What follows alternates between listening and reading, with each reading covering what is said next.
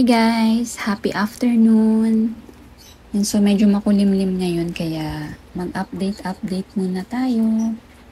Yan, so medyo busy at magpapasokan na naman. So kayo ba guys is nakabili na ng mga gamit and naka-enroll na. And syempre, magtingin-tingin pa rin tayo sa ating plans. Yan, so update lang tayo. Ayan, medyo lumalaki na yung tubo nitong aking variegated string of hearts. Ayan, lumiit kasi ang tubo nito. Ayan, ayan, maliliit.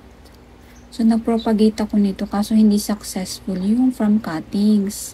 Dapat makuha natin yung yung parang patatas dyan. Yun yung itatanim natin. Nakuha ko kasi to, mga 3 ganun lang siya, tas sobrang konti ng dahon. Tas very lush. So, siguro next time, kukuha tayo nung yung parang bunga. And guys, inalis ko na dito yung ating mabalahibong succulents. Kasi nga kinakain ng mababait. Ayan, pinalit ko, haworthia. Nagdadry Wow, no. Hindi ko kasi laging dinidiligan ang haworthia. Yan, so kagabi ko lang to nilagay. Ayan, hawo, limifolia, ayun yun. Ito nga black prince, may kagat din to eh. Ayan o. Yan, pumapangit talaga ang black prince. Nasusunog. Pero at least buhay. Ayan yung iba dyan. Ito rin, si Blue Q. And mga cactus ang nilalagay ko yan. Yan, cactus. Yan, ito dito lang kasi yung kinakain ng ng daga. Ito pala guys, pinasok ko na si Nanahukumini. Pumapangit siya sa labas. Rain or shine siya dun. Tapos may kumakain din sa kanya. Kaya ayan, narepat ko siya and nilagay ko muna dito. Pagandahin muna natin. Kawawa na siya eh. Ayan. Then, eto rin. Nagpropagate ako ng painted frill. Yan. Siya yung may pinakamalaking rosette. Nandito nilagay ko. Ayan. Yan, lumalaki na kasi yung babies niya. Ayan o. Yan, may ugat-ugat na rin o. Ayan. So, kinat ko siya kasi ang laki niya. Natatakpan niya tong mga to. Ayan o. Dito siya galing yan. Pinutol ko. May aerial roots na kasi siya ang dami. So, ito, paghihiwalayin ko rin siguro. Ayan, bibigyan ko kapatid ko dyan. Ayan, wala na akong nakahang dito guys. Inalis ko na. Ayan sila dyan. Maulan na naman daw next week.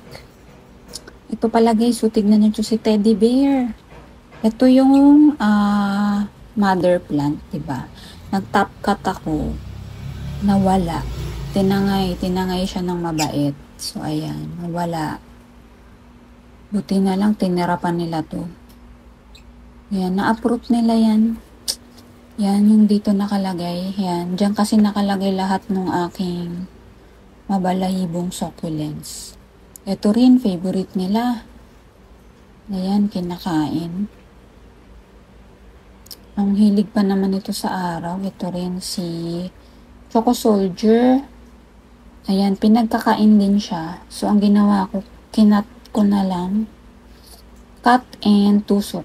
Ayan. Napaka-lush na nito eh. So, inano ko na lang ulit. Mabilis naman dumami si Choco Soldier. So, pararamihin na lang ulit natin.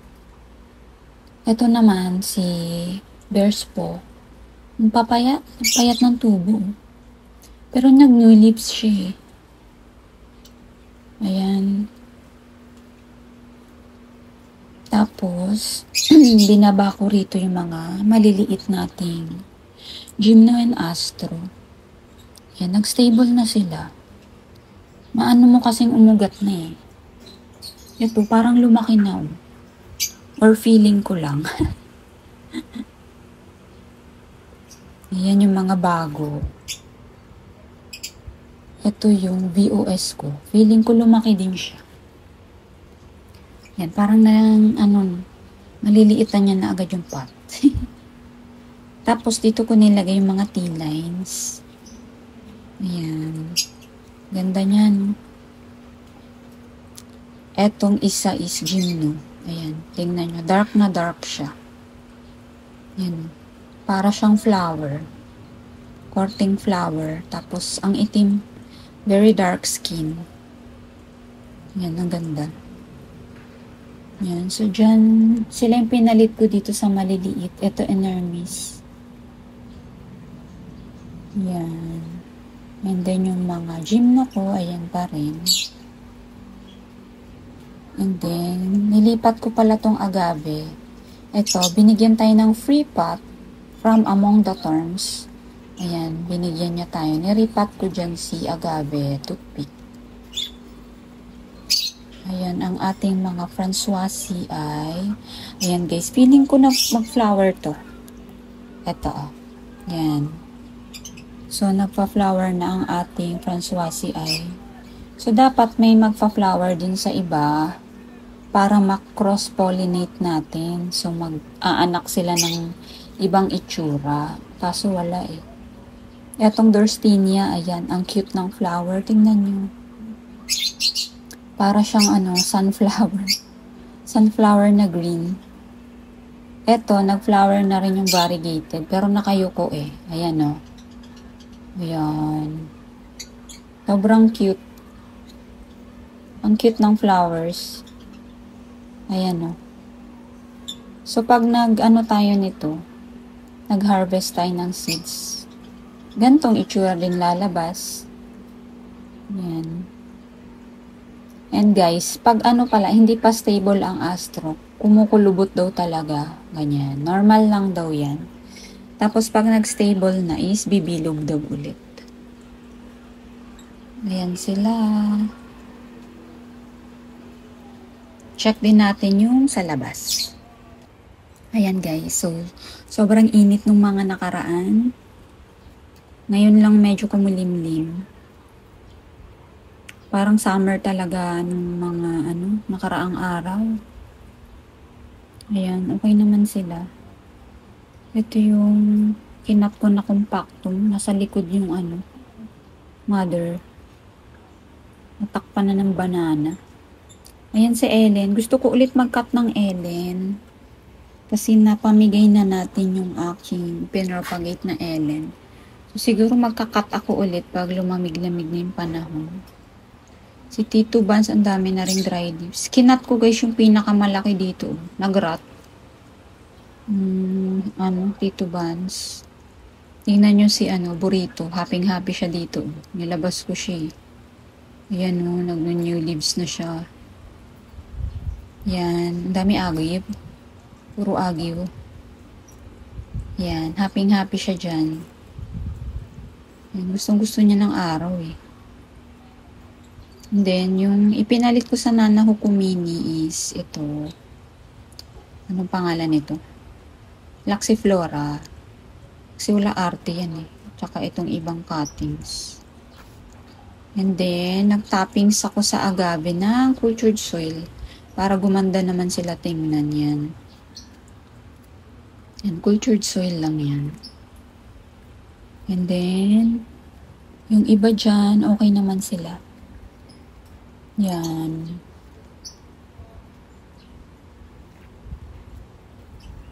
Ayan, tignan nyo to. Nag-iba talaga ng color. Green lang to nung nabili ko sa supermarket. And then, stable na tong pink jadelet natin. So, gusto pala niya dito sa labas. Eto, bagong labas ko lang to. Ayan, kulang pa yung dish garden na nilagay ko. Ayan yung gitna. Tatamnan ko na lang yan. Ayan guys, ang init na. And si Blue Aloe, ayan, pinasok ko kasi tingnan nyo. Nasisira yung kanyang farina. Sa ulan. Nilagay ko siya dito.